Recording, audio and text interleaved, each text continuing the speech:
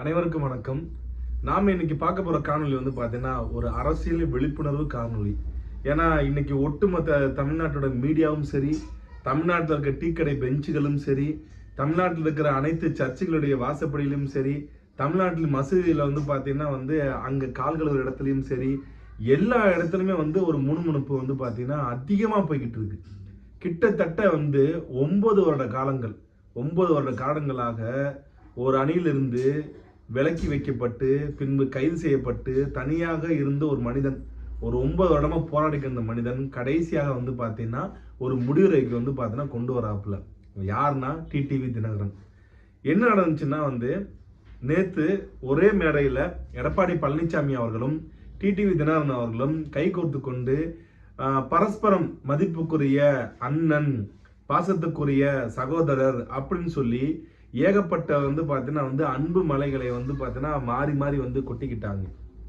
என்னாச்சு, எதனால இந்த 9 வருஷ போராட்டம்ன்றத ஒரு ரீகேப் பண்ணி அப்படியே இந்த விஷயம் தமிழர்களுக்கும் தமிழ்நாட்டு மக்களுக்கும் நலம் சார்ந்த விஷயமா, இந்த கூட்டணி பொருந்தா கூட்டணியா, இல்ல வெற்றி கூட்டணியா, இல்ல தேர்தலுக்கு பின்பும் இது தொடருமா தொடராதா அப்படின்றத நம்ம இன்னைக்கு பார்த்துருவோம்.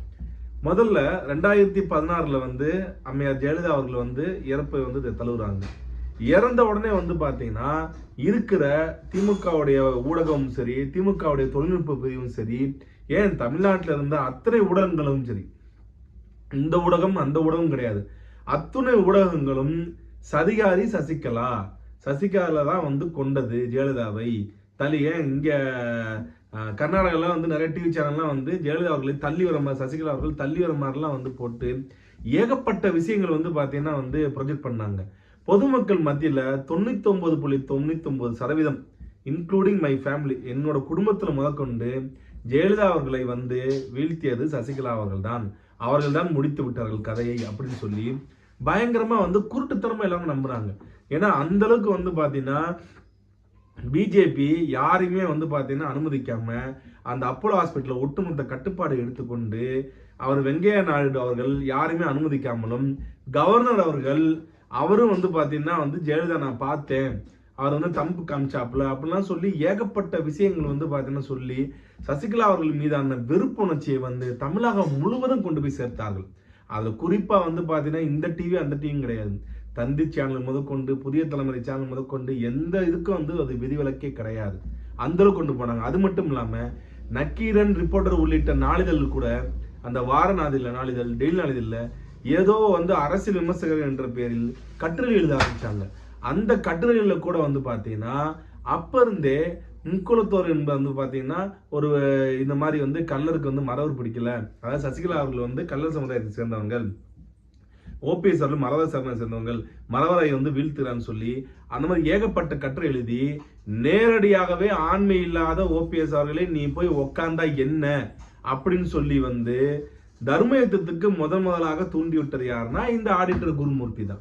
இந்த ஆடிட்டர் குருமூர்த்தி தூண்டி விட்டுறதை கேட்டு ஓபிஎஸ் அவர்களும் பார்த்தீங்கன்னா போய் பீச்சில் போய் உட்கார்றாங்க.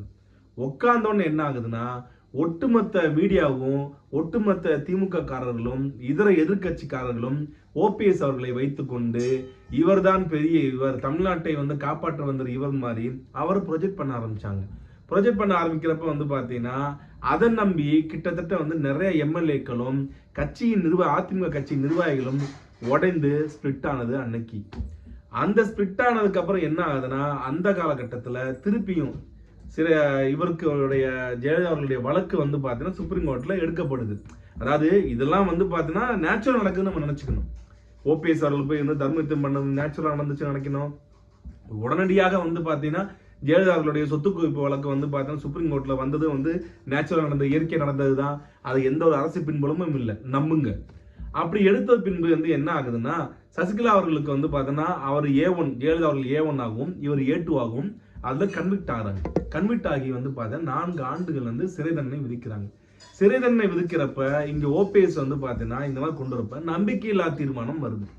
நம்பிக்கையில்லா தீர்மானம் வர்றப்ப என்ன ஆகுதுன்னா இவர்கள் நேரா எல்லாரையும் கூட்டு போயிட்டு கூவத்தூர்ல போயிட்டு அடைக்கிறாங்க. கூவத்தூர்ல போய் எம்எல்ஏ எல்லாம் வச்சுக்கிட்டு அங்கிருந்து பார்த்தீங்கன்னா செம்மலை சொல்லாம அந்த டயத்தை கூட போனாப்புல. அப்ப யாரும் அவர் தடுக்கல, அவர் வெளியே போயிட்டு அடைச்சிச்சிருந்தாங்க அப்படின்னு சொல்லல. அவர் பாட்டுக்கு கிளம்பி தான் போனாப்புல, சொல்லிட்டு தான் போனாப்புல. கடைசியாக டிடிவி தினகரன்ட்ட வந்து எனக்கு வந்து எடப்பாடி அவர்களை வந்து தேர்ந்தெடுத்தது வந்து எனக்கு பிடிக்கல அப்படின்னு சொல்லிட்டு வெளியே போயிட்டாப்புல. எனக்கு வெளியே வந்ததுக்கப்புறம் எனக்கு 30 கோடி பணமும் 30 கிலோ தங்கம் தராருன்னு சொல்லி நிறைய சொன்னாங்க. எத்தனை கிலோ தங்கம் போச்சுன்னு சொல்லி இவங்க சொல்ற கணக்கு பார்த்தா ஒரு ஆளுக்கு 30 கிலோ தங்கம்னா மொத்தம் வந்து பார்த்தீங்கன்னா வந்து எத்தனை வரும்? 30,000 கிலோ தங்கம் வரும். 30,000 கிலோ தங்கம் உண்மையிலே தமிழ்நாட்டில் இருக்கான்றது டவுட்டு தான். ஸோ அந்த அளவுக்கு வந்து பார்த்தீங்கன்னா அன்னைக்கு பொய்யும் புரட்டுகளும் மாறி மாறி திட்டிக்கிறதும் இவர் பிஹெச் பாண்டியன் இப்போ மனோஜ் பாண்டியன் சொல்லி ஒருத்தர் போய் டிஎம்கேல சேர்ந்தாப்புல ஓபிஎஸ் கூட இருந்தவர். அவரோட அப்பா வந்து பார்த்தீங்கன்னா ஆணி வைத்த கட்டையை வைத்து அடித்து கொண்டு விட்டார்கள் இந்த பொண்ணை எல்லாரும் சேர்ந்து சொன்னாங்க. அதில் தான் வந்து அம்மாவுக்கு 2 ஓட்டை விழுந்து என்னென்னமோ கதைகள். இந்த மாதிரி கதையெல்லாம் நடந்து கொண்டே இருந்துச்சு. நடந்து கொண்டே இருக்கிறப்ப தான் வந்து கூவத்தூரில் வச்சு இந்த அம்மா எல்லாரையும் செட் பண்ணி ஆட்சியை காப்பாற்றிய பின்பு இங்கேருந்து வந்து பார்த்தீங்கன்னா ஜெயிலுக்கு போயிட்டாங்க. பெங்களூர் பரப்பன அக்ரகால சிலைக்கு போயிட்டாங்க. போனதுக்கு அப்புறம் வந்து பார்த்தீங்கன்னா டிடிவி தினகரனை வந்து துணை பொதுச் செயலாளராக வந்து அறிவிச்சிட்டு போயிட்டாங்க. கொஞ்ச நாளைக்கு வந்து பார்த்தீங்கன்னா அவரும் அதிமுக தலைமை அலுவலகத்துக்கு போகவும் அங்கே ஆலோசனைகள் கொடுக்கவும் கட்சியை பார்த்துட்டு வேலையும் பண்ணிக்கிட்டு இருந்தாங்க. அப்போ வந்து என்ன ஆகுதுன்னா திடீர்னு டெல்லியில் ஒருத்தர் வந்து இரட்டலை சின்னம் வந்து பார்த்தீங்கன்னா இந்த குரூப் தான், அதாவது சின்ன ஃப்ரீஸ் பண்ணுச்சு. சின்ன வந்து பார்த்தீங்கன்னா வந்து முடக்கப்பட்டு விட்டது. முடக்கப்பட்டதுக்கு அப்புறம் வந்து பார்த்தீங்கன்னா அதுவும் இயற்கை நடந்தது தான். அதுவும் நீங்கள் இயற்கை நடந்தது தான் நம்புங்க. ஏன்னா கிட்டத்தட்ட அன்னைக்கு வந்து பார்த்தீங்கன்னா ஒரு 10% 12% எம்எல்ஏ வைத்திருந்த ஓபிஎஸ் அவர்களுடைய பேச்சை கேட்டு அன்றைக்கு தேர்தல் ஆணையம் வந்து பார்த்தீங்கன்னா ஃப்ரீஸ் பண்ணுச்சு. ஆனா பெரும்பாலான எம்எல்ஏக்கள், பெருவாரியான எம்பிக்கள், பெருவாரியான மாவட்ட செயலாளர்கள் எல்லாம் இருந்தும் அன்னைக்கு தேர்தல் ஆணையம் ஃப்ரீஸ் பண்ணுச்சு. அது சட்டத்தின்படி தான் நம்புங்க. இதன் பின்பு என்ன ஆகுதுன்னா இதுக்கு மேலேயும் வந்து டிடிவி தினகரன் விடக்கூடாதுன்னு சொல்லி டெல்லி போலீஸ் தமிழ்நாட்டுக்குள்ள வந்து இரட்டலை சின்னத்துக்கு லஞ்சம் நீங்க கொடுத்தீங்கன்னு சொல்லி எஃப்ஐஆர்ல வந்து பாத்தீங்கன்னா ஒரு தெளிவான சார்ஜ் ஷீட் கூட வந்து பாத்தீங்கன்னா இப்போ வரைக்கும் பதிவு பண்ண முடியாத அந்த வழக்கு அவரை இங்க இருந்து தமிழ்நாட்டுல இருந்து கைது பண்ணிட்டு போறாங்க. இது நேச்சுரலா நடக்குது, இயற்கை நடக்குது நம்புங்க, சட்டத்தின் படி நடக்குது நம்புங்க. இவர் போன பின்பு என்ன ஆகுதுன்னா எடப்பாடி பழனிசாமி அவர்கள் தன்னுடைய நிர்வாகிகளும் கூட்டு ஒரு ஆலோசனை போடுறாப்புல. ஆலோசனை போட்டு இவரை வந்து ஒதுங்கி இருக்க சொல்றாப்புல. அப்ப அந்த கைது பண்றதுக்கு முன்னாடியே வந்து இவங்கள்ட்ட கேள்வி கேட்கிறாங்க, என்னைய உங்களை ஒதுங்க சொல்றாங்களா சார் அப்படின்னு சொல்றாங்க, நான் பாக்குறேன் அப்படின்றாப்புல. கடைசியா வந்து பாத்தீங்கன்னா வந்து இவரை நீக்குறாங்க, டெல்லி போலீஸ் கைது பண்றாங்க. நேச்சுரல் நடக்குது நம்புங்க. இதுக்கும் பிஜேபிக்கும் எந்த சம்பந்தமும் இல்லை நம்புங்க. அடுத்து என்ன ஆகுதுன்னா இவர் வந்து திகார் சிறைக்கு போனதுக்கு அப்புறம் இங்கே கொஞ்சம் கொஞ்சமா வந்து பார்த்தீங்கன்னா சசிகலா அவர்களுடைய போட்டோ வந்து அங்கங்க அகற்றப்பட்டே வருது. இறுதியாக அங்க இருக்கிற அதிமுகவோட தலைமை அலுவலகத்துல இருந்து அவருடைய புகைப்படம் அகற்றப்படுது. இதுவும் வந்து பார்த்தீங்கன்னா இயற்கை நடக்குது நம்புங்க. அதன் பின்பு என்ன ஆகுதுன்னா இவருடைய ஒட்டுமொத்தமா வந்து எடப்பாடி பழனிசாமி அவர்கள் பிஜேபியினுடைய கட்டுப்பாட்டில் இல்லை என்று சொன்னாலும் பிஜேபியுடைய கட்டுப்பாட்டில் வந்து பார்த்தீங்கன்னா இயக்கப்பட்ட ஒரு பொம்மை அரசாங்கமாக தான் வந்து போய்கிட்டு இருந்தாப்புல. ஏன்னா நீங்க தமிழ்நாட்டில் முதலாக தமிழ்நாடுடைய அரசு பணியில் பிற மாநிலத்தவர்கள் வரலாம் சொல்லி வந்து சட்டம் இயற்றியவர் தான் இந்த எடப்பாடி பழனிசாமி அவர்கள். அது பின்னாடி வந்து இப்போ வந்து மு.க. ஸ்டாலின் அவர்கள் வந்து அந்த சட்டத்தை ரத்து செய்தாப்புல. எத்தனை பேர் போய் சேர்ந்தாங்க, எங்க இருக்காங்கன்றது யாருக்கும் தெரியாது. அதே போல இந்த காலகட்டத்தில் தான் இந்தியாவிலே முறையாக தமிழ்நாட்டில் வந்து தலைமைச் செயலகத்தில் ஓபிஎஸ் இருக்கிறப்ப, எடப்பாடி இருக்கிறப்ப கிடையாது, ஓபிஎஸ் இருக்கிறப்ப வந்து பார்த்தீங்கன்னா அந்த தலைமைச் செயலகத்திலே வந்து பார்த்தீங்கன்னா ரைடு நடந்துச்சு. அந்த ரெட்டி பிரதர்ஸ் வந்து பார்த்தீங்கன்னா அப்போ கட்டுக்கட்டா எடுத்து பண இழப்பு நடவடிக்கை நடந்துச்சு, நிறைய நடந்துச்சு. இதுவும் நேச்சுரல் நடந்தது தான் நம்புங்க.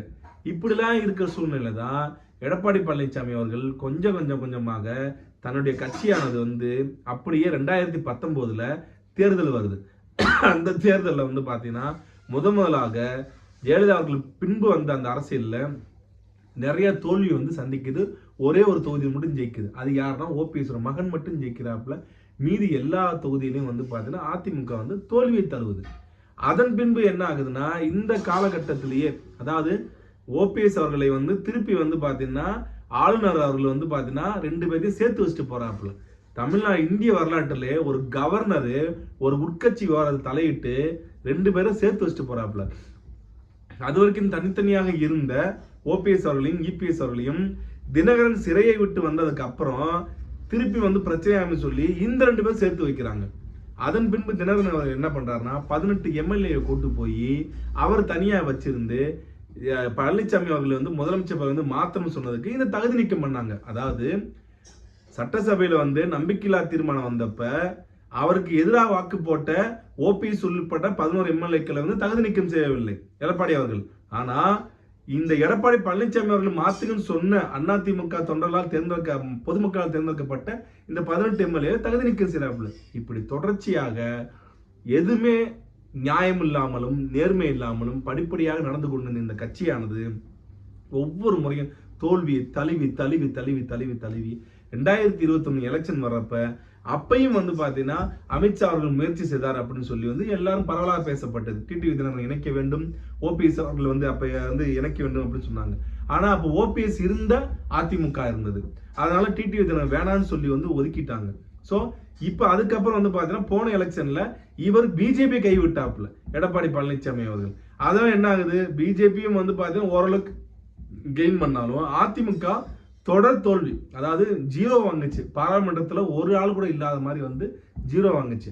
இப்படிலாம் போய்கிட்டே இருந்தப்பதான் இவர் முழுமையாக 9 வருடங்களாக எடப்பாடி பழனிசாமி எதிர்த்து நின்று நேற்று இறுதியாக அவரிடமே கொண்டு செய்கிறார். ஆனா அவங்க கட்சிக்காரங்க என்ன சொல்றாங்கன்னா, எடப்பாடி அவர்களும் சேரவில்லை, என்டிஏ கூட்டணியில் மோடி அவர்கள் நம்பியும் அமித்ஷா அவர்கள் நம்பியும் டிடிவி தினகரன் அவர்கள் சேர்ந்தார் அப்படின்னு சொல்றாங்க. இதுல ஒரே ஒரு விஷயம்தான், இத்தனை நாட்களாக 9 வருடங்களாக இந்த கொடநாடு கொலை வழக்கை பற்றி இனிமேல் டிடிவி தினகரன் பேசுவாரா?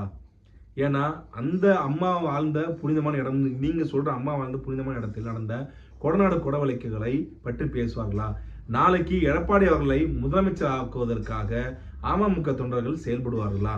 மூன்றாவது, இதற்கு அப்புறமும் வந்து பாத்தீங்கன்னா அதாவது என்ன சொல்றது, இது இணைந்தால் மைத்திரன் கூட வந்து ஒரு ட்விட்லாம் கூட போட்டிருந்தாப்புல, அணிகள் இணைந்தாலும் மனங்கள் இணைவில்லை அப்படின்ட்டு. அது போல நடக்குமா? ஆனா ஒரு பார்வையில பார்த்தா டிடிவி தினகரன் அவர்கள் எடுத்த முடிவு வந்து அவர்களுடைய கட்சியினரை 90% பேர் வந்து விமர்சிக்க முடியாத அளவுக்கு வந்து பாத்தீங்கன்னா தன்னுடைய இந்த 9 வருடங்களாக எதிர்த்து நின்று அந்த பிஜேபியும் சரி, இல்லை எடப்பாடி பழனிசாமியும் சரி, இல்லை தான் கொண்ட கொள்கைகளும் சரி எதிர்த்து நின்ற காரணத்தினாலும் ஆரம்பத்தில் வந்து இந்தியாவிலேயே ஒரு ஜெயலலிதா அவர்களை கைது பண்ணுவது கூட, கருணாநிதி அவர்களை கைது பண்ண கூட நடைபெறாத ஒரு மக்கள் எழுச்சி போராட்டம் டிடிவி தினகரன் வந்து கைது செய்யும் பொழுது தமிழ்நாடு முழுவதும் போராட்டம் வந்து நடந்துச்சு. அதை பார்த்து பயந்துதான் வந்து அவர் வெளியே விட்டுருந்தாங்க. இல்லைன்னா அவர் இன்னும் 1 வருஷம் 2 வருஷம் உள்ளதா இருந்திருப்பாப்புல. அந்த அளவுக்கு வந்து பாத்தீங்கன்னா ஒரு ஒண்ணுமே இல்லாத கேஸ் அது. ஸோ இவ்வளவு தூரம் பண்ணனால இப்போ வரைக்கும் அவர் விமர்சிக்க முடியாமல் இருக்காங்க. சரி, இப்ப பாயிண்ட்டுக்கு வருவோம். இப்ப அவர் கேட்ட தொகுதி வந்து பாத்தீங்கன்னா 13 14 தொகுதி தான் கேட்டிருக்காப்புல. அதுல வந்து பாத்தீங்கன்னா ஆண்டிப்பட்டி தொகுதி, மேலூர் தொகுதி அப்படின்னு சொல்லி சோளிங்கர் தொகுதி, முசிறி தொகுதின்ட்டு ஒரு 13 தொகுதியை வந்து டிக் பண்ணி தான் வந்து அமித்ஷா அவர்கள் கொடுத்துருக்காங்க அப்படின்றாங்க. இந்த 13 தொகுதியிலும் அவருக்கு ஃபேவரா இருக்கும் என்றால் அது நிச்சயமாக ஃபேவரா தான் இருக்கும். ஏனென்றால் அந்த தொகுதியில், அந்த 13 தொகுதியிலும் இரட்டை இலை சின்னம் கிடையாது. இவருக்கு மிகப்பெரிய வந்து பாத்தீங்கன்னா ஒரு வீக் பாயிண்டா இருந்தது அந்த இரட்டை இலை சின்னம் தான். இன்றும் மக்கள் வந்து பாத்தீங்கன்னா திமுகவுக்கு ஓட்டு போடக்கூடாது என்கின்ற அதிமுக தொண்டர்கள் வேற ஒரு கட்சிக்கு வாக்களிக்கும் போது அந்த ஓட்டுகளும் சரி, அதிமுகவுக்கே போற்றுவோம் சொல்கின்ற அந்த மனையில் உள்ளவர்களும் சரி அமமுகவிற்கு ஓட்டு போடுவார்கள் என்றால் நிச்சயமாக ஓட்டு போடுவார்கள். ஏன்னா 13 தொகுதியிலேயோ இல்ல 11 தொகுதியிலேயோ நேரடியாக உதயசூரியன் சின்னத்தை எதிர்த்து நிற்க போகிறார்கள் இந்த வேட்பாளர்கள் எல்லாருமே. அதே போல நார்த்ல அந்த சோளிங்கர் தொகுதியா இருக்கட்டும், இன்னும் இதர தொகுதியா இருக்கட்டும், அந்த தொகுதியில் அன்புமணி ராமதாஸ் அவர்களுடைய கூட்டணியினால் அந்த வன்னியர்களுடைய ஓட்டும் வந்து இந்த அமமுகவிற்கும் பிளஸ் இந்த இரட்டையிலை ஓட்டும் வந்து அங்கு வரும் பொழுது அங்கே அசுறுபலம் எடுக்கும். இப்ப அதே போல ஆண்டிப்பட்டி தொகுதியில் சிட்டிங் எம்எல்ஏ இருக்கக்கூடிய அந்த இரட்டலை சின்னம் வந்து மீண்டும் இவருக்கே வரும் பொழுது, ஆண்டிப்பட்டின்றது இரட்டலை சின்னத்துக்காகவே இருக்கக்கூடிய ஒரு தொகுதி. அந்த தொகுதியில் வந்து இரட்டலை இல்லாத பொழுது உதயசூரியனுக்கு அந்த ஓட்டு செல்லாது. அப்ப அந்த இடத்துல வந்து டிடிவி தினகரன் நின்றாலோ இல்ல வேற அமமுக தொகுதி வேட்பாளர் இருந்தாலோ நிச்சயமாக அது அவருக்கு சாதகமாகவே தான் செல்லும். ஆனால் திருப்பி மீண்டும் அதிமுக ஆட்சி அமைக்குமா என்றால் அதில் அவர்களுக்குண்டான வாய்ப்பு என்பது 25% மட்டுமே. ஏனென்றால் இந்த அமமுக தொண்டர்கள் அதிமுகவுக்கு வேலை பார்ப்பார்கள் என்றால் நிச்சயமாக வேலை பார்க்க மாட்டார்கள். அதே போல அதிமுக காரர்கள் அமமுகவுக்கு வேலை பார்ப்பார்கள் என்றால் வேலையை பார்க்க மாட்டார்கள். ஆனால் ஏன் வந்து இந்த தொகுதியில் ஜெயிக்க வேண்டிய வாய்ப்பு இருக்கு என்றால் அந்த தொகுதியில் இரட்டை இலை இல்லை. ஆக இரட்டை இலை இல்லாத பொழுது மாறாக அந்த வாக்குகளும் சரி, ஆல்ரெடி அவர்கள் பெற்ற வாக்குகளும் சரி சேரும் பொழுது அவர்கள் அசுர பலம் எடுப்பார்கள். இதுதான் வந்து கலை யதார்த்தம். ஆக இதை ஒரு பக்கம் இருக்கட்டும்.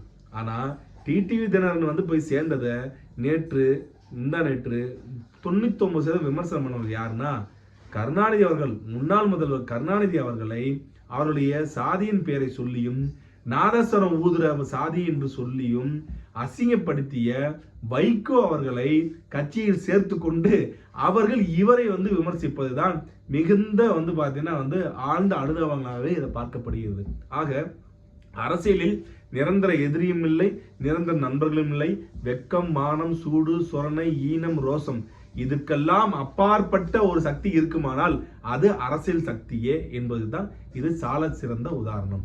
நன்றி, வணக்கம்.